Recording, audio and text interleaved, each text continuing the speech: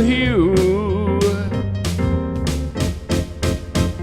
Hugh. Hugh. Hugh, Hugh, Hugh, Hugh. Hugh, Hugh, Hugh. H-U-G-H. Hugh, Hugh, Hugh. We are down here at the outhouse in Dublin. Rehearsals are just about to take place for the great production of Sean Denier's latest play at the International Dublin Theatre Festival. So, Sean, welcome to LGBTQ Plus Live. Thank you very much, Mick. Nice to be here. And one of the thespians who are about to take place as well. So, the man with the matinee-eyed looks, playing Hugh. Welcome again. Oh, thank you very much. Yeah. Sean, it's about a year since we last saw you when you had a production with Acting Out. Yes. What's been happening since then? Quite a lot, really. We've got a very kind of busy few months kind of ahead. So the play last year that you were kind enough to interview us about, The Death of Me, with Rachel Bain, is about to go to the Prague Fringe Festival and the Brighton Fringe Festival. And we have this play in the Dublin Gay Theatre Festival, and then we also have another piece which is going to be on in Liverpool shortly. So yeah, very busy couple of months.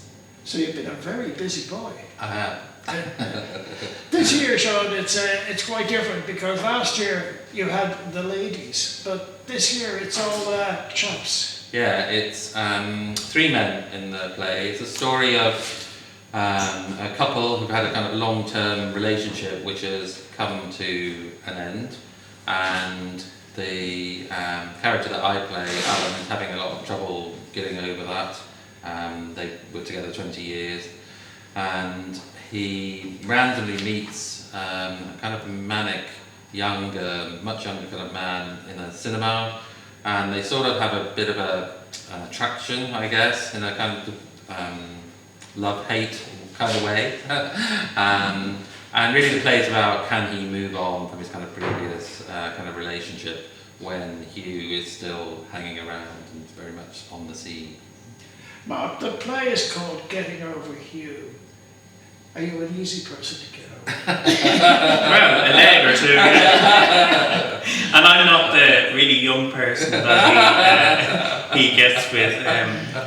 It's actually younger than me. I find that very difficult to believe. I know, the shame of it all. God. Yeah, no, I'm an easy person to get over, I suppose. Yeah, I leave a long-lasting taste in your mouth. Well, Hugh, I suppose, is more difficult to get over in the actual play, and you'll see why. I will be a very strong figment of somebody's imagination. Are you a member of Acting Out, or are you a recent, shall we say, discovery of Sean's? Yeah, well, there seems to be kind of like, there is the Cretaceous period and there's the Triassic period. We were the original ancestors to Acting Out back in about like 12, 13, 15 years or something, But I was one of the original batch. Rachel was another one of them, and some of us come back to be in some of the plays, and then there's a new batch working its way up, so we'll be topped off, so, we'll be left to rot in a corner somewhere. I'm going to put you on the spot, because when I spoke to Rachel last year, and I said, Rachel, why did you take to the stage Mrs. Worthington's daughter? And she said to me, very openly, she said, to meet other LGBT plus women. Now, you wouldn't have gone for LGBT plus women, but what was your motivation to go on the stage, Mark? Well, I've always been on the stage. It was something that I did even when I was in school. I played Fagin and Oliver Twist. Okay. You gotta pick a pocket dog. So I'm a singer, and I just wanted to get into acting. And a friend of mine was in Acting Out, so I joined Acting Out that way. I'm surprised Rachel's answer wasn't that she loves a bit of attention. She certainly does. Well, she'd bash anybody to be in the centre of the room. Yeah, the two aren't mutually incompatible, though, are they? Yeah. Sean, with this play, Getting Over Hugh, we always have to ask the writers, Is there any element of it that is autobiographical? Well, some would say all writing is autobiographical, so I don't think you can write anything on most things without something of yourself or your experience in it. Or other people's experience. Don't tell him anything, it'll end up in a play. Yeah, no, there are definitely some lines that are in it that are things I know I've said, but a lot of it is also taken from other people too. It's trying to imagine. I wanted to write something that was about a long-term relationship, because in kind of queer theatre you don't often see that. It's all about coming out, or often young people are the focus of a piece, kind of understandably. But I wanted to write something that was about a long-term relationship and the sort of impact that has when that ends. You never watched The Naked Civil Servant? I did, like us all. Yeah. Did you watch it when it first came out? I did. I was alive then. No, just an aside.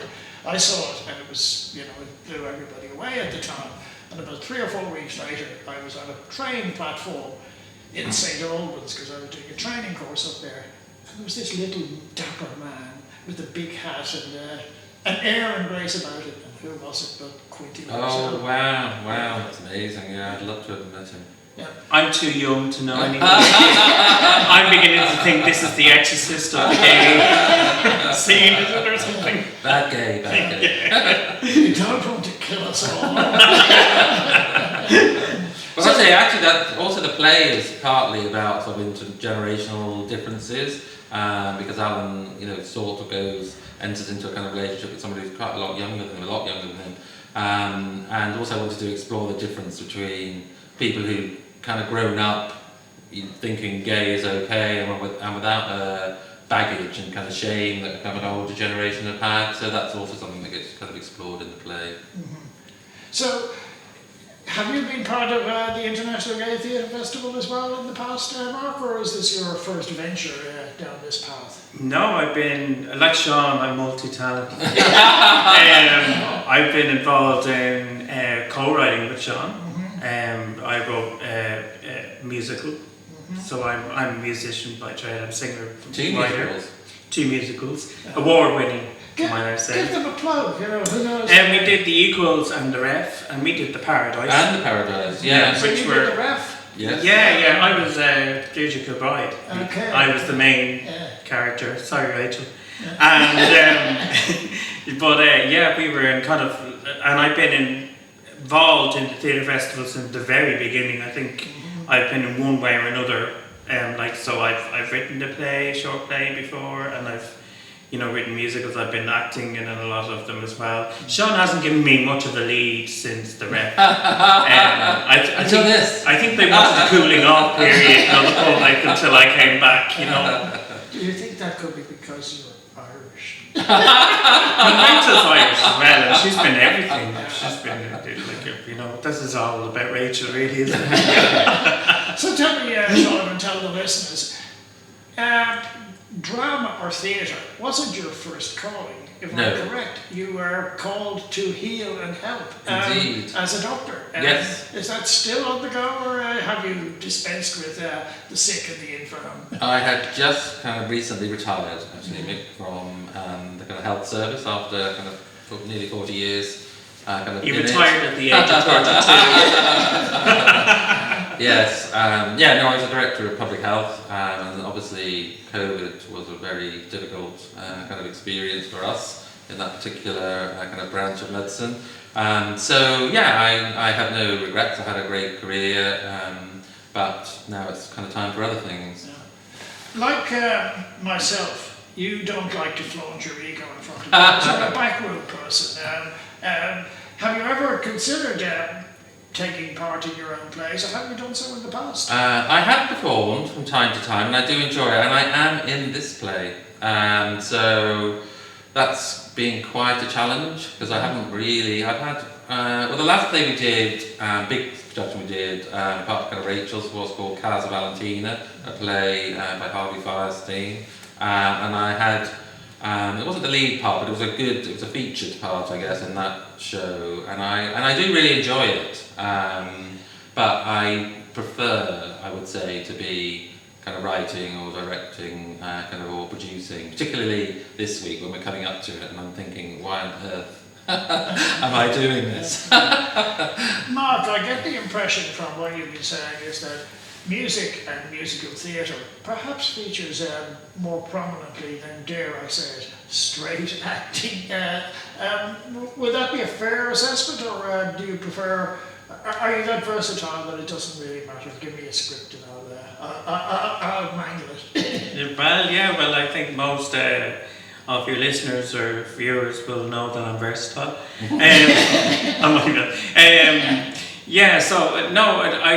I really do love music. I think writing is probably one of my favourite things. I'd be a little bit like Sean in that way. I love writing music and stuff like that. But I definitely love acting. I love playing a different role than who I am.